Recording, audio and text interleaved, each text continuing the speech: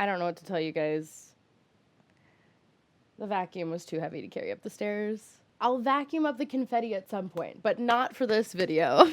Hey guys, it's Laurel, and I'm terrified to film this video, but also excited. I discovered this app via some of my friends who are using it on Instagram. It's a third-party app where you guys can ask questions anonymously. I can't see who's asking them. So I figured it would give you guys more room to be creative with your questions, and I told you guys to ask me anything. I've already taken a peek at 2 of the questions, and it really set the tone for what this video is about to be. So before we get started, make sure to hit that like button, especially if you ask me a question that is making me currently sweat. Thank you. My heart is racing. I'm so scared. I'm like terrified that I'm about to get my feelings hurt. Craziest pickup line that has worked. Honestly, I don't think anyone's actually used a pickup line on me that has actually worked, except maybe... Oh, this is so cringy to put on YouTube. Someone said to me, I hope this isn't too forward, but can I kiss you? And I let them. Ew! I'm putting that on the internet. Ew! Oh no, I'm worried. What are some things that you wish people knew, but they don't come up organically? I mean, I feel like a lot of my YouTube subscribers know these things, but like, I'm classically trained in singing, trained in improvisation. I'm like very passionate about performing and about D&D, which are 2 very different things, but like in this realm, I wish more people knew I did that because I want more opportunities in those realms. I have a lot of friends in the TTRPG community, and so I don't ever want to be like, hey, by the way, you know, so I do wish that came up more organically, I guess. Do you have a high school yearbook quote? If so, what was it? If not, what would you choose for a 2022 quote? So I grew up in the same school district when I was living in Nebraska from day 1 to freshman year of high school. And I found out that I was moving to Texas, and it broke my heart because I was like, I loved my school district. A little less so, because recently I saw some TikToks about my school district being homophobic. Not thrilled about that. But back then, when I found out I wasn't going to be a senior there, my friends like in the theater community who were seniors, A, invited me to prom so that I could go to prom in that school district because I had always wanted to experience that prom. And B, they let me do what the seniors did for all the theater kids at the end of the year with them, which is they went up in the scaffolding, in the catwalk, in the theater, and wrote on the wall, like basically carved something in the wall. So I don't have a yearbook quote, but I did carve something in the wall there, and I carved a Zombieland quote, which is rule number 32, enjoy the little things. Which, honestly, slay. I feel like even though that's not like my motto anymore, it's still very much a motto that I would subscribe to. Oh my god. Okay. When was the last time you had a cheeky little booty call? What day is it? Yesterday. Moving on. How did you figure out your pronouns? Ooh, okay. So fun little thing. If you guys didn't know, I recently announced that my pronouns are now she, they. And how did I figure them out? I don't even know if I would say I have. For me, I just feel like some days I don't feel like a girl. I never feel like a man. I never feel like a man. I feel masculine sometimes, but I never feel like a dude. But some days I just don't want to be a girl necessarily, and other days I really want to be a woman. Like, I want to be feminine and whatever. And honestly, like, I love making it a point to call my friends they, them when they use those pronouns, obviously. And I guess I had heard it used for me a few times just because they were practicing, you know, they don't know my pronouns. It's better to call me they, them than she, her. And I guess it kind of just was flattering to me. And I feel like they, them really only pertains to me on my very not feminine days. Like, I feel like very they, them today. I feel very gender today, if you know what I mean. I will say I was influenced by a lot of non-binary people who are AFAB, but who also present very feminine, because I thought for the longest time that non-binary demi-girl people can't be feminine if they're AFAB, and so I thought, no, I'm still a she, her, but it was it was shown to me by many different people that I look up to that that's just not true. We don't owe androgyny, we don't owe femininity or neutral gender, whatever. It's just, it doesn't matter. It's just, what is you, I guess. So my answer is I don't know. I'm still figuring it all out, but right now it feels good to sometimes be called they, them. What are your thoughts on Laurel, the on-screen persona, versus Laurel in private? Have you found your balance? Are you still looking for it? To be honest, I feel like I'm giving a lot of not real answers. I don't know because I am autistic, which means I info dump a lot and I overshare and I have tendency to not always know when I gotta stop myself. But for me, if something having to do with my personal life has something to do with other people and it's not just my thing, I try to keep that to myself unless I've been given consent to tell those parts of my life. Relationship stuff, I only kind of touch on a little bit now because my YouTube channel is a graveyard of exes. I mean, I am really me on stream and on here.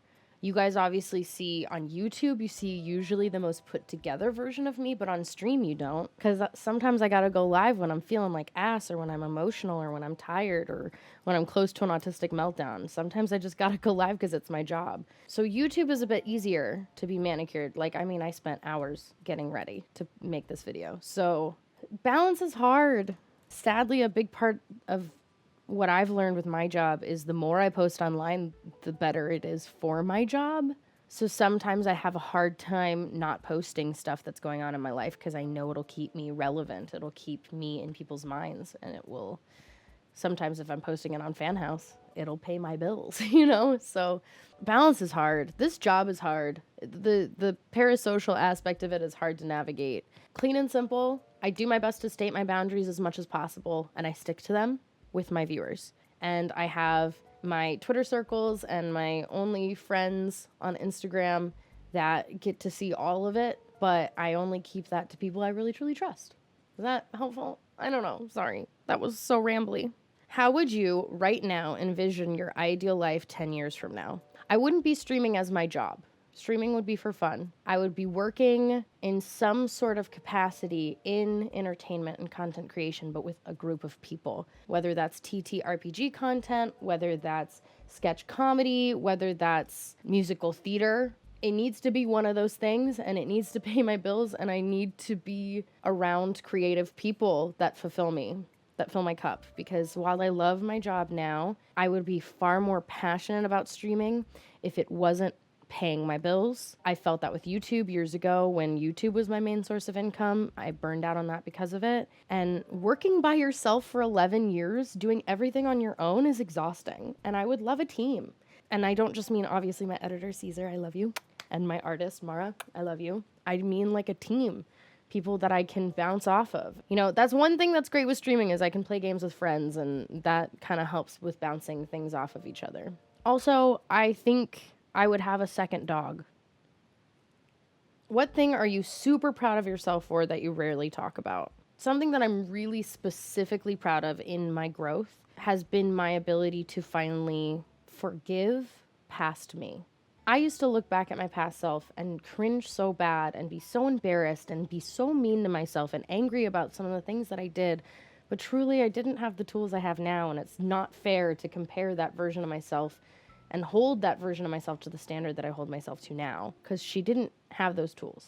I really genuinely don't look back on my past self and feel angry at her anymore. I'm really proud of that. What color would you never dye your hair? Black. But just because it would be impossible to change the color afterwards. I would just buy a wig. If I ever wanted to experiment with black hair, I would just buy a wig. Tips on how to deal with imposter syndrome. Ooh, that one's a toughie because I feel like I go through phases or seasons where I have really bad imposter syndrome, and I feel like it doesn't just go away because of coping mechanisms. I feel like it just goes away because I put myself to work again. I think sometimes I feel imposter syndrome when I feel like I haven't been applying myself in a way that I'm proud of myself for, and I don't know if everybody else agrees with that. Sometimes it comes from comparing yourself to other streamers or other content creators, which I do that too sometimes, and It's not good. But 9 times out of 10, I try to make it light a fire under my butt. I try. And sometimes it takes a day of moping, a day or 2 or 3 of moping and hating yourself, and then moving forward with a new plan on how to do something that I'm proud of. Yeah, that's kind of how it works for me. Sometimes I just gotta nap for like a day to reset my emotions and remind myself that I'm that bitch, and listen to some really good music and pump myself up and maybe clean my space, and then I'm ready to come back and be that bitch again. What's in your Spotify top songs? Let me look. So I didn't get a Spotify Wrapped in 2022, and that bummed me out, and I didn't know why.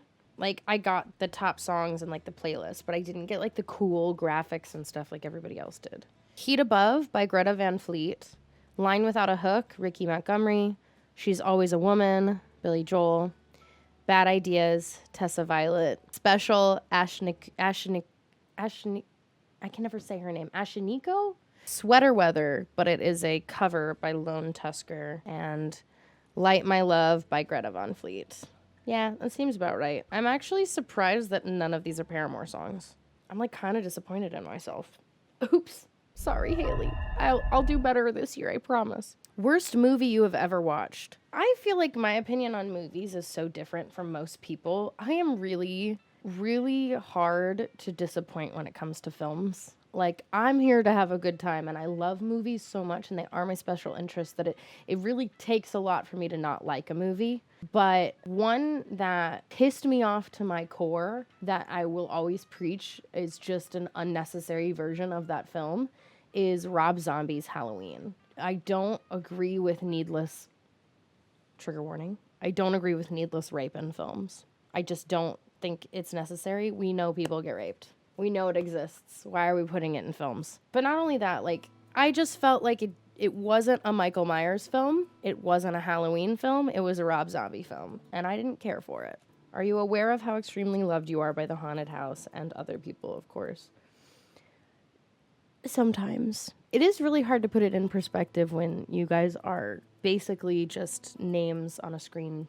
I feel like I have a hard time putting it into perspective, except for like when I run into you guys in person. Maybe that's my imposter syndrome. I don't know, but I am grateful. Hey Laurel, how are you today? I'm good. Yeah, I'm good. 2023 has been pretty okay for me so far. Let me know how you're doing in the comment section below. How are you? How's your 2023 so far? Do you have a favorite book? Nope, I don't read. Guys, I really was expecting y'all to, like, hurt my feelings. Where are the juicy questions? What would be your perfect day from start to finish? Oh my God. For once, I would wake up early feeling refreshed. Like, my best days are the days that I accidentally, without any push whatsoever, I accidentally wake up feeling refreshed and good. The weather is not too hot, not too cold. My neighbor's dogs are never out in the backyard. So Isley can just hang out in the backyard. Her and I run around for a bit. I throw a ball for her. She sits outside. I leave the door open, listen to some music, and make coffee while she's running around by herself in the backyard. After I make the coffee, I sit out on my hammock with her while she's running around the backyard. I continue to listen to some music, and I journal and drink my coffee. And once we've done that, depending on what I'm feeling that day, maybe I'll go on a hike. Maybe I'll bring Isley with. Maybe I won't. Sometimes it's nice to go alone. I will go to my favorite sushi restaurant, which is Conveyor Belt Sushi, and I will sit at the bar facing the conveyor belt by myself, and I will journal. I know I just said I don't read books, but sometimes when I'm by myself at Conveyor Belt Sushi, I read a book. Or if I'm by the pool, I'll read a book. As I'm leaving, I'll get boba tea. Maybe I'll go thrifting, find some cute clothes, and I'll go home, cuddle with Isley, pour myself a glass of wine, maybe sploke a sploint, and watch a horror movie that I haven't seen yet. That's the perfect day. Ugh. Love that shit. What is the most difficult thing about streaming and the most rewarding? The most difficult thing about streaming is burnout happens. And it's really easy to compare yourself to people who look like they never get burnt out. But everybody gets burnt out. Most rewarding, for me personally, is when you guys tell me I have done things for you that makes me feel like I've accomplished my goal of being the person I needed growing up. The most rewarding is the fact that I have been able to do anything like touch y'all's lives or inspired y'all or helped y'all. Because honestly, y'all have gotten me through so much and helped me so much come out of my shell, be more confident, be more kind to myself, learn my coping mechanisms, learn about my mental illness and learning disabilities, and just learn to be me. I think it's really rewarding that we've been able to kind of give and take that with each other. Thoughts on Julian's new merch drop? Bam! I think it's kind of fire, partner. Show us your favorite photo of Isley. You guys have seen it before, but this photo I took the first day that she was at my house, and she's got her little tongue. She's blemming. She's, I don't know. I love it so much. I just think it's so funny. She showed me her personality the moment she got home and was hanging out in my backyard. I do feel like that is the first photo of her showing her personality. Would you ever date someone from another state? I have. Would I ever date a viewer? No. But I would date somebody from another state. Any tips for someone who is starting to fall apart because of their ADHD? ADHD is like, it manifests differently for everybody. You need to figure out what you're good at and what you're bad at with it. The way I did that was trial and error. Everybody's always like, to-do list, to-do list, to-do list. And I would make to-do lists and they wouldn't help. But now I make to-do lists and they help, but it's because I do it differently than how I did it before. I've showed this in a video before, I've showed it on stream, and I'm planning on doing a video that is ADHD neurodivergent friendly, like household hacks. But I have a chores list that is originally supposed to be used for families with kids and making sure they're doing their weekly chores. And I just customize it for things that I know that I need to do that I'm bad at remembering to do. And I always put it in a place that I see every single day. On top of that, I use my notepad and my phone every single day. Usually as I'm like heading off to bed, I make a to-do list for the next day and I refer to it all day. I don't put things on the to-do list that are habits that are on the daily chores list because I know that I will think of those and get to those. The to-do list on my phone will be like, hey, today you should probably film a video. Hey, you should take pictures and Julian's merch. I have a master list of things that I want to clean and clear out in my house right now. So on the to-do list, I had check one thing off of that list. So yes, I do lots of lists, but I have specialized them in a way that helped me. As far as falling apart, if it's taking a toll on your mental health, one thing that I will say is it's not fair to punish yourself for something that you cannot currently control. The 5-second rule pertains to yourself and not just others. I don't know if you guys know this, but if you can fix it in 5 seconds, it's worth criticizing, telling people about, helping people, letting them know. Like food in your teeth. You can fix that in 5 seconds. But hey, I feel lazy because of my ADHD. That's not something you can fix overnight. That's something that medication helps with, coping mechanisms, therapy, etc. Figuring out all that shit is not easy, and we haven't been given those tools, so why would you punish yourself for that? You wouldn't punish a friend for that. Try to be more gentle with yourself. You're not lazy. You're just struggling with a mental illness that you have to figure out. And I have days like that. I had a day like that yesterday. I literally sat on my couch all day yesterday. I was so annoyed with myself. I was like, I need to get up. I have things I gotta do. And then I finally was like, you know what? Hey, your body clearly needs to rest. So I let myself rest. I watched a YouTube video, played some video games with some friends offline. And then I said, hey, I've refueled this part of me. Now all of a sudden I do want to be productive. And yes, it was 10 p.m. when I started, but hey, I still checked things off of my list. Because I let myself feel the things I needed to feel first. You just gotta listen to your body. You really just gotta listen to your body. What is your favorite go-to drunk food? I guess pizza. Fuck, I love a greasy pizza when I'm drunk. Oh yeah. I love a greasy pizza when I'm drunk with a lot of red pepper flakes on it. This is not a question. I just wanted to thank you for being so open about your autism. I spent 36 years thinking there was something wrong with me, but because you're talking about it, it made me realize I probably have it too, which means there's nothing wrong with me at all, and it's just different, and that's okay. Right on. There's nothing wrong with autistic people. The world was just not built for neurodivergent people. It was built for neurotypical people, and I think that's stupid and extremely inconvenient. What is the biggest life lesson you've learned so far, and is it still relevant?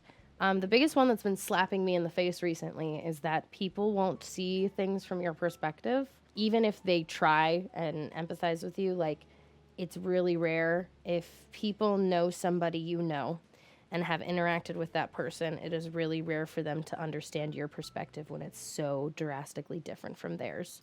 Just like my relationship with my mother is so different from my father's relationship with his wife, who is my mother. It's just unfortunate, but it's true. And there's only so much I can do. And at the end of the day, it's really not my responsibility to make people understand my side. It sucks, but it's a hard pill to swallow. Does it bother you having a career that fosters parasocial relationships? Do your followers/subscribers ever get too friendly? Not in a gross way, but in a you don't know me that way.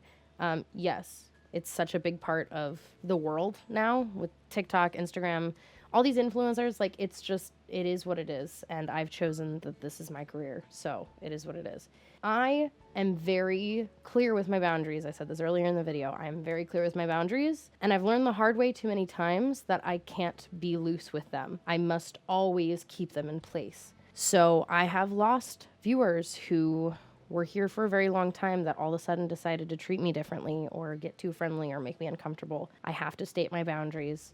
I have to tell them they're making me uncomfortable. If they don't do anything to fix it, or if they decide to argue, it's a block, it's a ban, it's over. And I'm terrified of upsetting people because that is also a thing that happens in this job. I have stalkers. I have people who make me uncomfortable. Yeah, that's the ugly side of it, and I don't really talk about it a lot, but it exists. But boundaries, boundaries, boundaries in everything in life, ever. Boundaries, boundaries, boundaries. It's all I can control, so yeah. Do you have any crushes on the Neat Dude crew? Honestly, anyone that's femme presenting. The guys are fine, but they're all like my brothers, you know? Any non-binary person on Neat Dude is... So, the answer is yes. I just love people. It is really easy for me to just love. But most of them know. Pretty much anyone I have a crush on knows. I don't keep it a secret. Do you love your life? I do. I really fucking do. I couldn't say that a year and a half ago. Definitely couldn't say it 2 years ago. But yeah, I'm just really fucking proud of myself lately. And I'm really enjoying the community I've fostered and the friends I've fostered and relationships that have grown and that are significant in my life. I feel really good about most things most of the time lately. Basically, the stuff that causes me stress is just me dealing with my triggers and learning them and moving past them. And money. Money is always a stressor. And this kind of job it makes income inconsistent. Money and PTSD are really the only things that I don't love about my life. Name all your exes. Now, this is when I talk about what I talked about earlier about balance.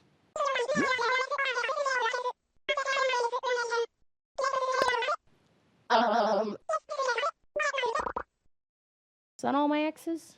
When was the last time you wet the bed? I don't know.